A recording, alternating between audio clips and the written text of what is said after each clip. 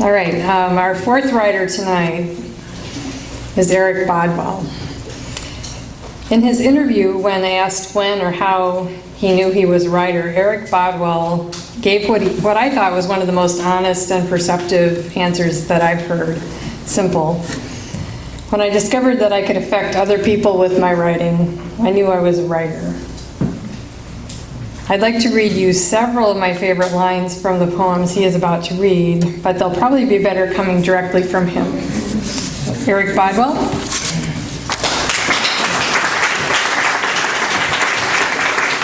Well, hopefully you can hear me with my teacher voice tonight. So I understand there's some sort of sporting event going on tonight. So if you were checking the scores in between, I appreciate you coming because I know you might want to be doing that instead. So I want to read you some of my poems. The first one, I wanted to write about something that was, mortifying. So I wrote about my first kiss. So it's called Getting It Over With. The first time I kissed a girl, I was 14. Sweaty, my fist shoved in the pockets of my white Levi's. August Atlanta heat coated everything like fresh paint. Propped up against her Plymouth horizon, we talked. Nothing else but the night's movie and youth group politics between us. We were nervous as algebra students, unprepared for a pop quiz. The neighbor's chained Doberman chuffed a protest. My house spotlights blinked Morse code. The car's tape deck told me I gave love a bad name. So I leaned in like Andrew McCarthy, expecting a soundtrack and perfect landings. My only education, Molly Ringwald and clandestine, scrambled Cinemax missions. Finding only lips against teeth, her mouth like a sea lamprey. And her love's baby soft perfume in my nostrils. I tried again, taking her lead, my tongue darting out like a frog desperate for flies. 5 minutes later, we pulled apart, saying dazed goodbyes, wondering how we would explain it to our friends. Me on first base, her in the middle of some unwritten Judy Blume novel, with the good parts left for her diary. So.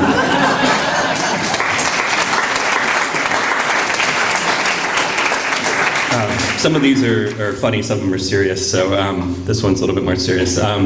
When I was about 11 and my brother was 15, we had moved from Connecticut to Atlanta, and he was kind of a troubled youth, and he still kind of is actually, but he wasn't happy, so he decided to run away from home. So this poem is about that situation. It's called Family Physics. The night you left home, I surprised you in the dark hallway past midnight. You said, "I'm not coming back, don't tell anyone." We were brothers, unlikely conspirators. Maybe at 15, you knew the physics of families. My elbow, your hand, lever and fulcrum, tilting the rest of us out of our orbits.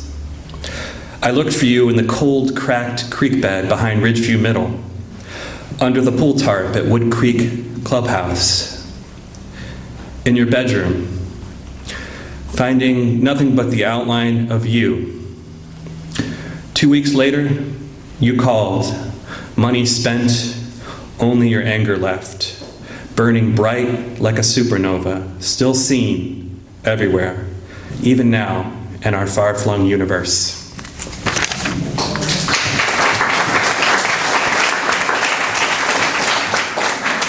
I don't know what you'll think of this one. This was there's a type of poem called a curse poem where you don't use a lot of curses in it, but you're basically putting a curse on somebody by the writing of the poem. You're kind of imagining what you would like to happen to that person. So a lot of us have dealt with bullies. Mine was in 7th grade. So I imagine what happened to him 30 years later, or what I'd like to have happened to him. So it's called To Our Seventh Grade Bully, a curse poem. If, as Shakespeare said, time is the justice that examines all offenders, you will find yourself face down in the snow outside of your favorite Cleveland bar at 4 a.m. Your head floating in a small lake of Jim Beam, Diet Coke, and pretzels, locked between the sweaty armpit of a Harley-Davidson t-shirt and scratched up elbow, both of which belong to the 50-year-old architect and weekend motorcycle enthusiast to whom your third ex-wife, Mandy, is now married. She divorced you 5 years ago to the day because she found some other former high school cheerleader's bubblegum-colored lipstick on one of your starched collars. A stain from the pink lips of a 25-year-old whose name you pretend to have forgotten, even though she got you fired when you told her you had to break it off. You married with kids and her supervisor, after all. But you showed them, going all the way to assistant manager at the fourth top-selling Verizon store 5 states away. With enough money for booze, a studio apartment with no forwarding address, a used Ford Focus, and never any leftovers for alimony or child support. In the end, your ex, that brassy blonde cyclone of hate, tracked you down like Artemis, goddess of the hunt. Her boot, a hunter's arrow punching rhythmically at your ribs in time with the Def Leppard cover band's final encore of Love Bites inside the club. The same show you skipped lunch and cigarettes all week to afford. Maybe before the night is over, if there are such things as karma and mercy, as you try to turn your head away from the high beams of the architect's Electric Glide Ultra Classic and the bitter wet winter wind, you will think back 30 years to every day of 7th grade, you standing in the middle of the hallway, arms crossed, teeth bared, everyone else rushing to and from class like frantic salmon, listening for your low growl or the weight of your paws on our shoulders.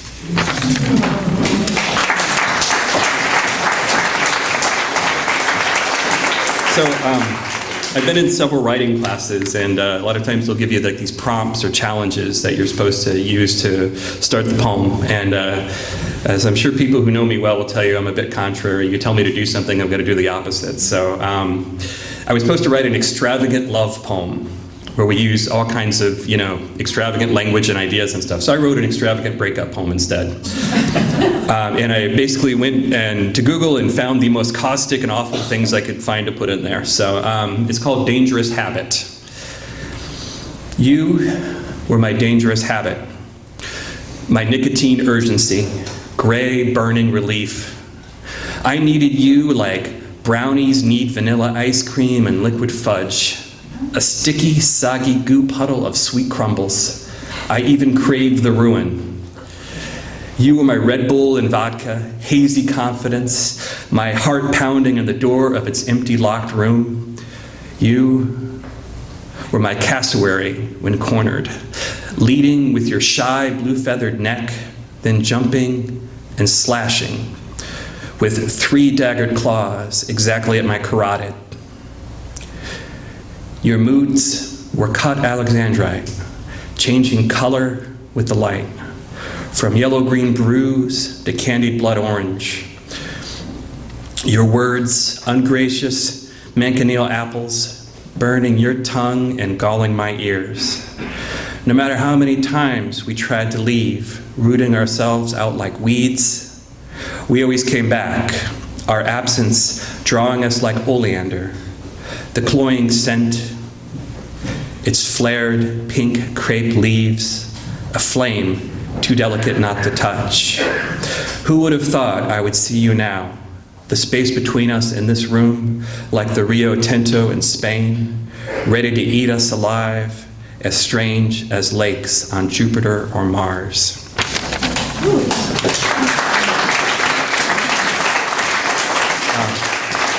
I'm a high school librarian right now, but I've actually worked with teenagers for about 25 years. So I'd say about 20 years ago, I was working in a group home for juvenile and delinquent boys. And so what I usually get is, oh my God, that sounds horrible. But there were some great kids, and I've been wanting to write this poem. It's been kind of haunting me for years. It's about them. It's called Prayer for Winter Avenue Group Home for Juvenile Delinquents, 1995. Blessings to Lonnie, who called past midnight for weeks. Good behavior, fitting like an itchy church suit. Blessings to Amir, street genius, drug dealer. He regretted nothing if it kept his mother and sisters above ground. Blessings to Crazy Chris, who survived by swinging wide a butter knife one night after dinner. All of us happy to send him anywhere but there. Blessings to Brandon, who dropped scowls and grins like flash grenades. Always had a pick comb or Palmer's cocoa butter in hand, so the ladies would say, damn. Blessings to Bobby and Billy, full of East Kentucky yes ma'ams and working the program, strip gears of conscience that spun without friction, never showing. Blessings to Terry, who punctuated pauses with fists. Blessings to us, who dealt in discipline, chores, sometimes sympathy, parents for hire. Blessings to Mary Ann, called Dragon Lady, who dangled and pointed lit camel lights during house meetings, who later confessed I was right. They were just kids.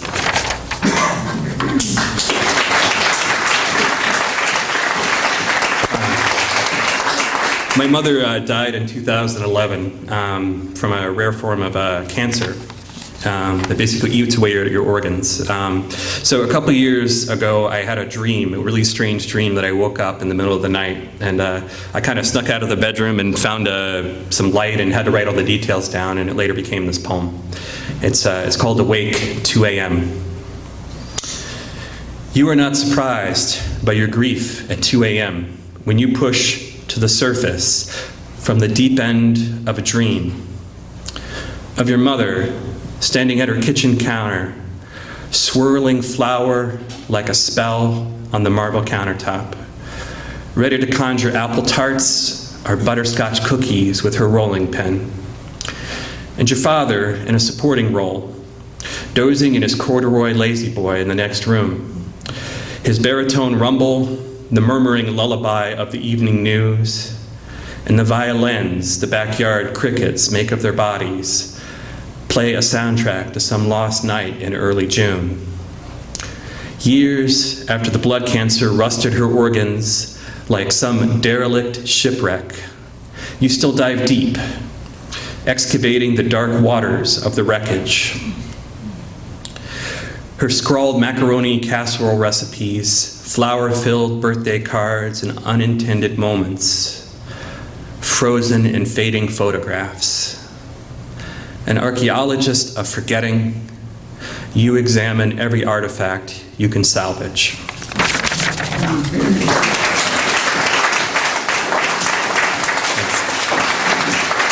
So this last one was in my writing group. We had a couple of challenges, and I can never just do one. I have to wait until there's two, and then I have to use both of them because, like I said, I'm contrary. So. This is came about because we were supposed to write about write in a style we were uncomfortable with. So for me, that was kind of more spoken word. I'm the spoken word sponsor at our high school, and I got some really talented kids. And the other one was to write in a form of some type of formal type of writing. So I wrote in sestina. And so if you're not familiar with that, it's 39 lines, 6 verses, 6 lines each, and then a last one with 3 lines. And what you do is you take the words at the end of the first the first verse, and then you repeat them in kind of a different pattern, a specific pattern throughout the poem, so it kind of forms almost like a circular pattern. So this is my attempt at a spoken word sestina, so to speak, except I'm not going to sound anything like a spoken word poet. So it's called Stop. Oh, and I should add that it always makes me happy, I think, the inspiration with this, when I pull up to a stoplight and I see somebody dancing in the next car. You know, nobody else is in the car, and they're just kind of like, you know, dancing to the music. So it always makes me feel like, you know, there's hope for the world, and usually that person is a teenage girl. So that's why in this poem, that's what it's about, basically. So it's called Stoplight Sestina. Where were you going last night alone at the longest stoplight in town? In your daddy's grand caravan dancing, your canary yellow cardigan flitting across the driver's seat, ponytail jumping like a fuse trying to get lit, bass thumping lyrics like kindling lit, insistent that you go spark the night. Where were you going, rolling and jumping down soft bumpered suburban town streets, the late summer minutes flitting by, the way only the young get right, dancing at stoplights? Did you know you were dancing like all the girls before you, inventing light and fire in your hands and hips, flitting, blinking beacons to navigate the night?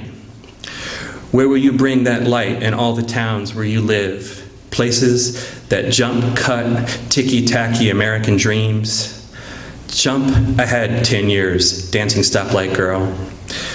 Will you still be in this town, having forgotten that yellow lights only mean caution even at night? Having forgotten how to flit between flames, how to flit to the next flower, how to jump, jive, shimmy, swing, trip, two-step the night? Stoplight girl, will you forget how to dance, how that hip and hand music lit you from the inside? Forget this town, this church, stoplight, strip mall town. Get your groove on, flit and spin, kick out the jams, light after light, until you jump, start some beauty in this ugly world. Dance, dance, stoplight girl, every night, every town, just like this. Kick, jump, drop it low, flit left and right, snap, shimmy, light it up, drop it low, dance, girl, every night. So, thanks.